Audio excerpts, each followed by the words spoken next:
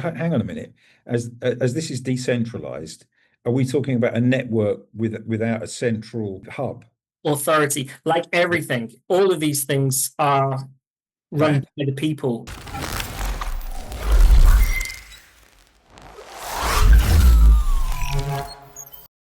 Hello, welcome to White Mirror. I'm sure you all understand by now that I'm an absolute novice. I don't know anything about the blockchain or decentralization or crypto. And Simon over there, he knows it all and he's going to explain it all very, very concisely. I'm going to ask you one question, Simon. Why are there so many cryptos? Yeah, it is a good question. There's thousands of them. Yeah. I think one of the problems is the name cryptocurrency. Everyone seems to assume that it's more aligned with a currency than anything else, like the traditional euros, dollars, pounds, etc.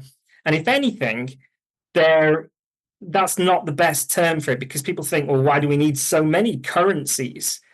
But it's probably better to think about them a little bit closer to stocks. But while it's tempting to think of cryptocurrencies like stocks, because their prices go up and down in a similar way, there's a big difference. And it's a huge deal for regulators. When you buy a stock, you're buying a piece of a company, and that company has a clear management structure, board of directors, etc., legal structure. You're a shareholder and you have rights. And there's laws about how the company operates and how it reports its finances, etc. With cryptocurrencies, especially the most decentralized, you're not buying a piece of a company in the traditional sense. Instead, you're often buying a piece of a network or a protocol. Okay? There's no central CEO. There's no board of directors, no single legal entity that's responsible. Okay?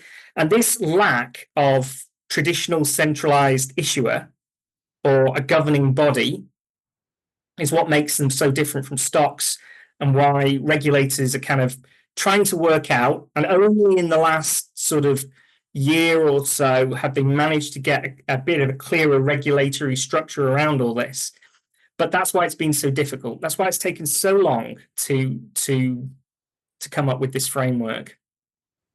Right. Okay. So essentially, because of that, we end up with thousands of tokens. Because is it a regulation thing or? No, there are lots of tokens because they all do different things. So that's the crux of the matter. Yeah. In the same way that we do have thousands of different stocks. Okay. Right. Yeah. Now, in this episode, perhaps we can go into that a little bit more, and I can share what some of them are and what they do and what the value proposition is for different ones. I'd love that. I'd love a bit of advice. Righto, let's get stuck in. Cool. I'm going to talk about Bitcoin, Ethereum, and Solana. They're three of the so-called layer one tokens. These are the main blockchains. So we're going to actually talk about what layer one means, and what three examples actually do. We're going to look at a few more tokens that are in certain different categories. One of the categories is DePIN, Decentralized Physical Infrastructure Networks, and we'll talk about that as well. Okay. And we'll talk about lots of other coins. So indeed, there are thousands of them, but Bitcoin, I think everyone knows Bitcoin. It's the first decentralized cryptocurrency.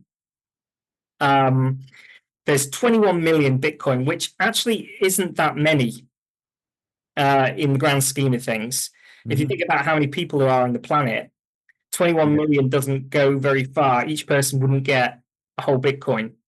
But it is important to say that a single Bitcoin breaks down into 100 million Satoshis or sats, in the same way that a pound or a dollar breaks down into 100 pence or cents.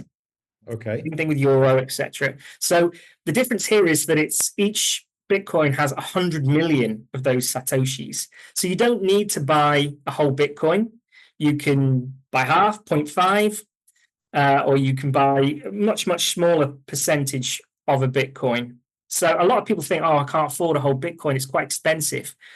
Because as of today, It's about 122,000 for a single Bitcoin. Yeah, it jumped a bit today, right? Yeah, I think the market is up quite a bit at the moment. So, but each Bitcoin is expensive. And I guess in a way, it's like more akin to digital gold than any of the other cryptocurrencies. Yeah, good way to explain it. Yeah. Am I right in thinking Satoshi was one of the inventors? Yeah, that's right. Yeah, nobody knows who he is. Right. And he's mysteriously disappeared. But Bitcoin came along in 2008, 2009. That's where it all sort of began. Bitcoin really kicked off the whole kind of idea of decentralized finance, and it showed the world, Dave, that we have a decentralized form of money now, and all back from 2008, 2009. Yeah. But let's move straight over to Ethereum, where Bitcoin was kind of just about transacting and moving money between in a peer-to-peer way between you and me or friends, family, etc. Ethereum was the first blockchain to run code as well as move crypto between people.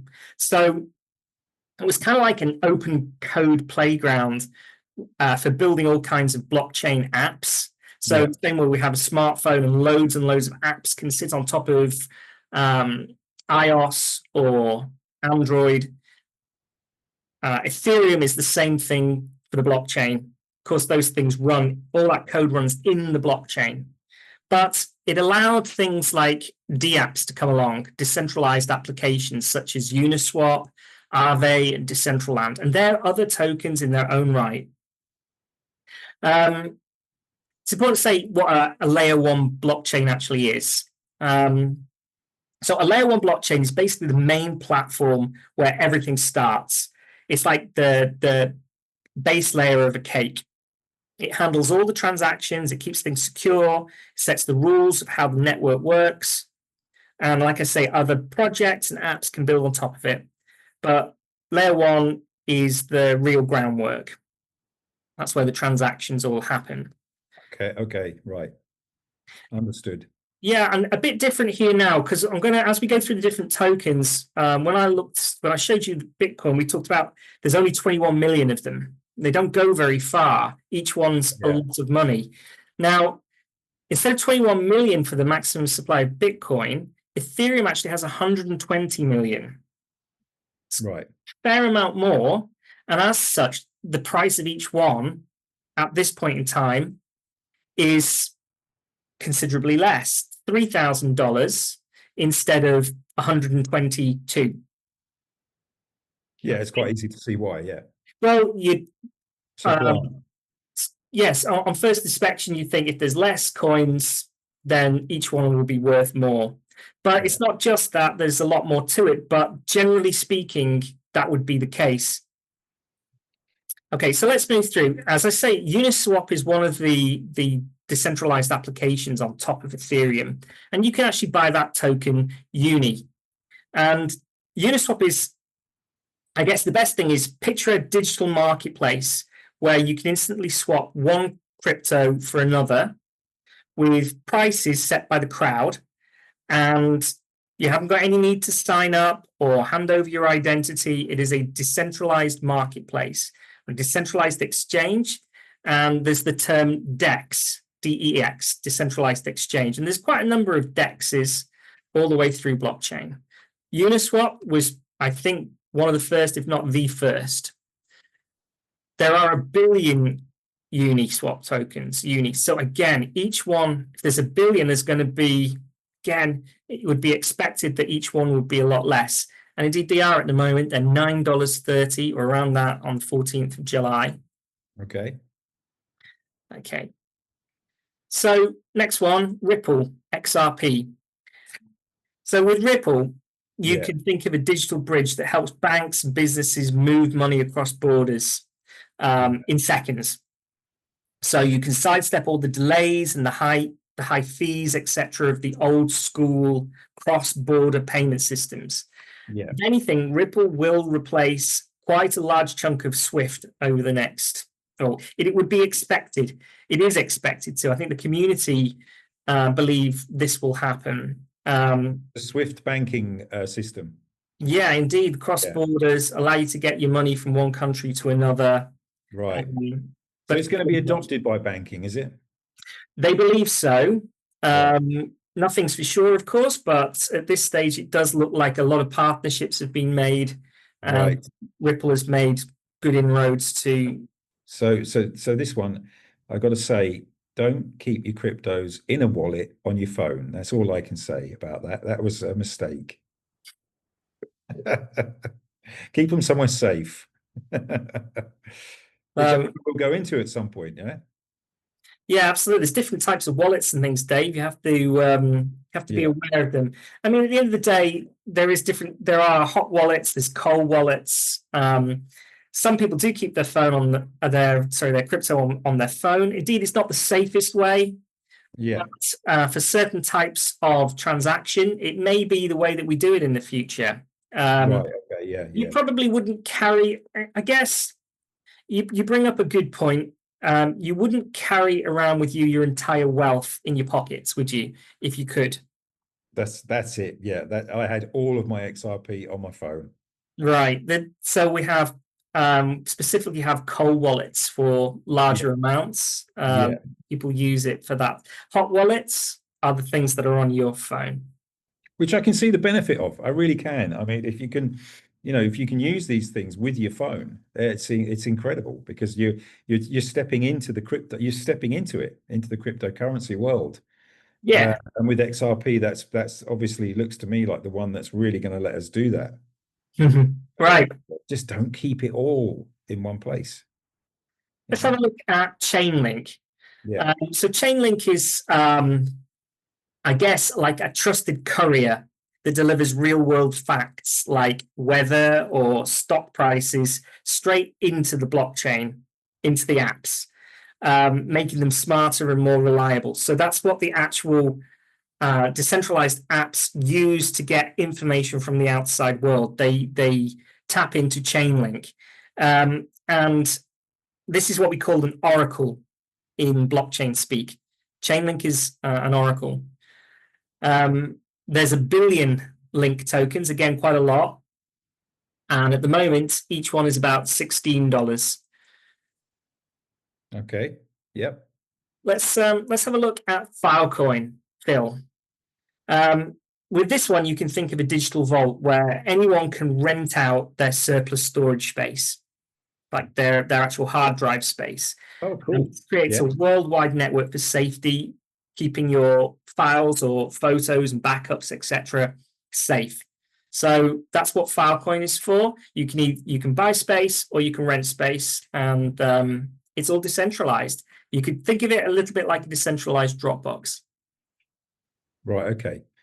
So that's another way of making money with decentralization. There are many opportunities to make money in blockchain, in centralized ways. I guess we'll probably create various different videos on that type of thing and how people can get remunerated for activity or taking part basically in the decentralized world. This is something that I don't know anything about, and I'm really, really interested to learn. Yeah. Stuff. Solana. So this is similar to Ethereum in terms of its layer 1 blockchain. Solana is a blockchain where things happen really fast. The transactions are lightning fast, and they don't cost much. They're tiny fractions of a pence, or just maybe a few pence for just or cents for transactions. Some of the larger ones. So it's definitely a spot for a lot of decentralized applications who have gravitated towards it and sit on top of that layer 1 blockchain for their projects, such as Render, Audius, and Helium. But yeah, Solana generally has NFTs, collectibles. It's obviously a very good candidate for payment systems because of how cheap it actually is. We'll do a deep dive, I think, on Solana. It's one of the most popular blockchain projects at the moment. Right. So people have got real confidence in it. Yeah. Yeah, it's an interesting blockchain project. 605 million Sol out there. That's the total supply. I guess in another video, we'll also talk about what's the difference between the maximum supply, the total supply, and the circulating supply. Yeah. But 605 million Solana are out there as the total supply at the moment. Each coin is approximately $167. Okay. But let's move on to Render, which is one of those tokens that's actually deployed as a centralized application as a network on top of the layer 1 Solana network. Render lets people share their computing graphics power, GPUs, graphics processing units. So Okay. artists and AI projects can use those to actually do their processing tasks without needing that kind of fancy hardware themselves. They can delegate that to the blockchain or delegate that to the decentralized network that is controlled by the Render network. The incentivization, because that's what we're talking about here, comes from the value of the Render token. Why would people do it? Why do people rent out? Well, they can earn Render tokens. Yeah. 144 million Render tokens around. That's the maximum supply. There will never be any more than that. Each one is approximately $3.90 at the moment. Interesting. So this fits inside a category called DePIN. We'll talk about DePIN specifically. It stands for Decentralized Physical Infrastructure Networks. Okay, which is a fancy way of saying real-world systems like wireless networks or storage systems, and potentially in the future energy systems will be part of the DePIN sector within crypto. Okay. So these networks are built by lots of different people instead of big companies, but then companies can get involved just like anybody else, but so can individuals. This is the great thing about decentralization. Anybody can take part. With DePIN, anyone can pitch in by setting up a device or sharing their resources in one way. And I've got a couple of other examples that will make that a bit clearer. I'll fast forward a little. Helium Network is another DePIN, and this is a great example. Helium is all about building wireless networks. So IoT, Internet of Things, and 5G networks are two main networks currently. So you can literally get a phone plan in the US, which is powered by the People's Network. And that's their strapline that they use, which I think is fantastic. So hang on a minute. As this is decentralized, are we talking about a network without a central hub?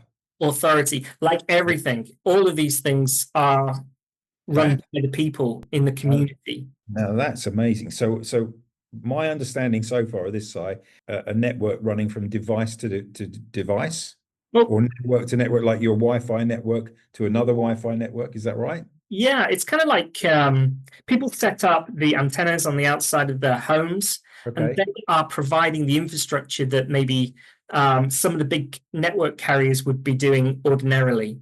Wow, it's very expensive to set those up for the huge ones, the huge masts. But why not? Why don't we all just have our own smaller antennas and connect? You know, if you're walking past my house, then you might be picking up and using my provided connection through the Helium network. I love this. I love it because a lot of people be saying, okay, what's the point of all this decentralized stuff when you're working on a centrally controlled internet? Yeah. A lot of people are going to be asking that question. And that was a big question in my mind that, great that we're all decentralized, but it could just be switched off. So you wouldn't have access to it. Now, this would get around that, right? Yeah, so infrastructure is definitely slowly being transferred to being controlled through decentralized blockchain networks. So the actual Helium network itself, people set up those nodes, they provide those connections, 5G, for example, and they get remunerated, they're incentivized through the HNT, the Helium network token. It was previously called the Helium mobile token. There's two actually, mobile and IoT tokens. Yeah. But around this point in time, they're actually both migrating to just be rewarded in HNT, is my understanding. The maximum supply is 223 million HNT, where each coin is approximately $3.10 at the moment. But this is a really good example of DePIN, I think. And I think this is one that kind of sums up the power of the blockchain. Love it. I love this one. Yeah. So just looking back, this is another interesting one. It's a smaller project called Audius with token Audio. And I guess you can kind of think about this a little bit like a decentralized Spotify. It's like a music platform where artists can share songs directly with their fans, and everyone gets a fairer deal. There's no big record labels, although, again, everyone can take part. If they were there, they could be there as well, but they're not needed. The big record labels aren't needed. You can... it's a peer-to-peer fashion. Artists can share their songs and get rewarded directly. Again, incentivized through the audio token. Brilliant. So you can make a song in AI and get paid for it. I've tried it, I'm telling you. Wow. There's 1.33 billion audio around, and that's a lot. Now, this is a really low market cap token. And I guess the later episode as well, we might talk about market cap and what all of that sort of thing means. But every single one of these is only 6 cents at the moment. It's much cheaper. All right. Okay. Yeah. Akash network. This is another decentralized physical infrastructure network, DePIN. And the one that this is closest to, if you know Amazon Web Services or Google Cloud Platform, a lot of companies, they now rent their space, their servers and things in the cloud through Amazon Web Services or the big players. Akash is like a decentralized version of AWS, Amazon Web Services. So it's a global marketplace where you can rent out your computer's spare power. Again, a bit similar to Filecoin and things like that. But it's very, very tailored to running, websites and things like that. People can put their websites in the cloud, or even run big processing jobs that take a lot of time, and they probably need some high-end hardware. Again, you can come over to the Akash network, buy and sell computing power. Right. Okay. Yeah. Interesting. Yeah, I like that too. And we're all very, very wary about using centralized networks like Amazon for the cloud. I really like this. It's 388 million of them, AKT tokens. Each is approximately $1.35 at the moment. Okay, cool. This is one of my favorite projects, Osmosis. I stuck it in here. It's relatively low market cap still, but there's 1 billion Osmo tokens, and each one of them is 18 cents.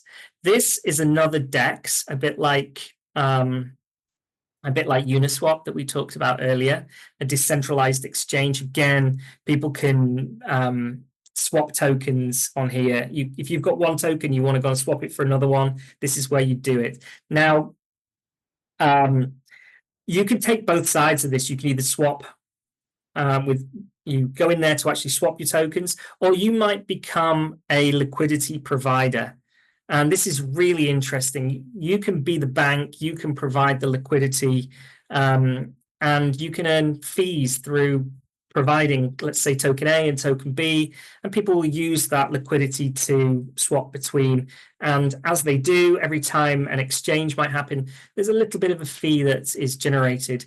And so you're basically paid for providing liquidity money into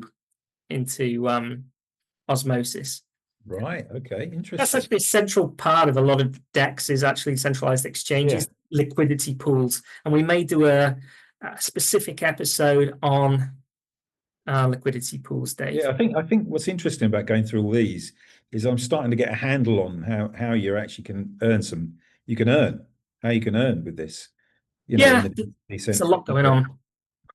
Yeah. So, I mean, this is just a really small sample of like thousands, but I guess it's a lot more complicated than people think. It's not just about buying and selling Bitcoin and everybody buying it for more than the last person. It's not this idea that people often say about Ponzi schemes that we talked about in the last episode, that it's just Yeah. one person selling it for more than another. It really discredits the amount of work, the technology that's involved, Yeah. and the innovation. Yeah. So thanks for that, Si. I mean, it's really interesting just to go through a few of them. Just to get a handle on what the different types that there are, but also what's really becoming clear to me now are the different kinds of ways that you can earn money, where you can actually earn with this. You can provide a service or some space, or I had no idea about that. I really didn't. Yeah, this is the decentralized future, Dave. This is Yeah. everything. There are so many opportunities. Like I was saying, the innovation and the technology that underpins all of this is far more complicated than most people give crypto and blockchain credit for. Yeah. And I guess that's the purpose of what we're doing here, the decentralized future and White Yeah. Mirror. Yeah, so very interesting. Thanks for that, Si. I really appreciate the information. It's opening things up a little bit to me. It's like I say, this is all about creating a space where people can start to understand what decentralization is, because it's ultimately so important. And we don't want people to get left behind, right? Yeah, there's a lot of opportunities for people. The technology, the innovation. I think that's what a lot of people, when they talk about crypto, they're really missing this huge part. And so, yeah, White Mirror is about putting that forward, showing the positive side, Yeah. um, and reversing the narrative. That's brilliant. Every time we do this, I'm learning, and it's very eloquently described by you, Simon. I have to say, you're a bit of a natural, mate. Not sure about that, Dave, but thank you. That was very, very good, very, very concise and clear. So I'm sure everyone's appreciating it as much as I am. We'll sign off for now. I think this is long enough, giving people a bit of an idea and enough to digest. So yeah, let's I'll see you next time. Thanks, Dave. All right, cheers, mate. Thank you very See much. you. See you now. Si, could you just quickly go through the disclaimer? Sure, Dave. So, White Mirror is created to entertain and inform about Web3 and decentralization. None of this is financial advice. Crypto investments are considered high risk and can result in total loss of capital. The past is no guide to the future. There's no guarantees of return or profit here. You must do your own research. Crypto is largely unregulated in many countries. Tax laws apply, and you should seek tax advice if necessary. White Mirror does not endorse any cryptocurrency whatsoever.